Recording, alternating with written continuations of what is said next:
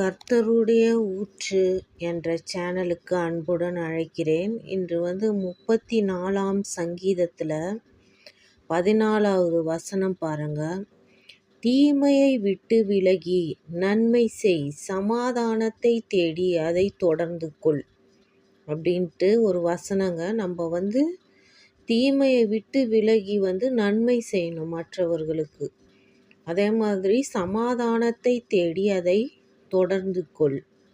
15வது வசனம், கர்த்தருடைய கண்கள் நீதிமான்கள் மேல் நோக்கமாயிருக்கிறது, அவருடைய செவிகள் அவர்கள் கூப்பிடுதலுக்கு திறந்திருக்கிறது. கர்த்தருடைய கண்கள் யார் மேல் நோக்கமாயிருக்கிறது என்றால் நீதிமான்கள் மேல நோக்கமாயிருக்கிறது. அவருடைய செவிகள் அவருங்க கூப்பிட்டாங்கன்னா அதற்கு திறந்திருக்கிறது. அதனால் யாருமே கவலைப்படாதீங்க. நீதிமான்களின் சத்தம் கர்த்தருடைய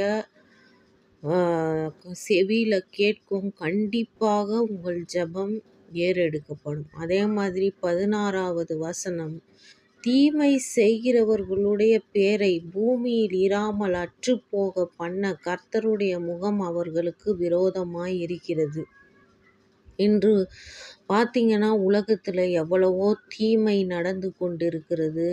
ஆனால் கர்த்தர் சொல்லியிருக்காரு பாருங்க, தீமை செய்கிறவர்களுடைய பேரை பூமியில் இராமல் அற்றுப்போக பண்ண கர்த்தருடைய முகம் அவர்களுக்கு விரோதமாய் இருக்கிறது.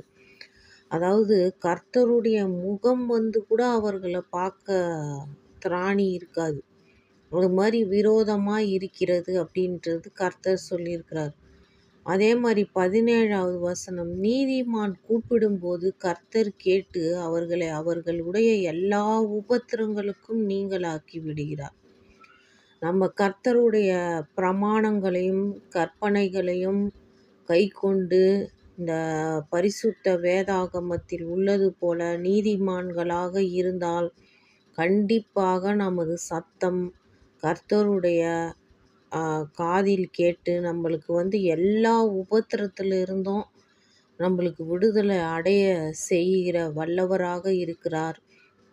அதனால் கர்த்தரை நீங்கள் மனதார நீங்கள் எந்த ஒரு கெட்ட இதுவும் பண்ணாமல் அவருடைய இதில் பைபிள் வசனத்தில் நீங்கள் தியானம் செய்யுங்க. ஏன்னா ஒவ்வொரு வசனமும் மிக மிக ரொம்ப முக்கியமானது என்பதை தெரிவித்து கொண்டு அடுத்த பகுதியில் சந்திக்கிறேன். நன்றி, வணக்கம்.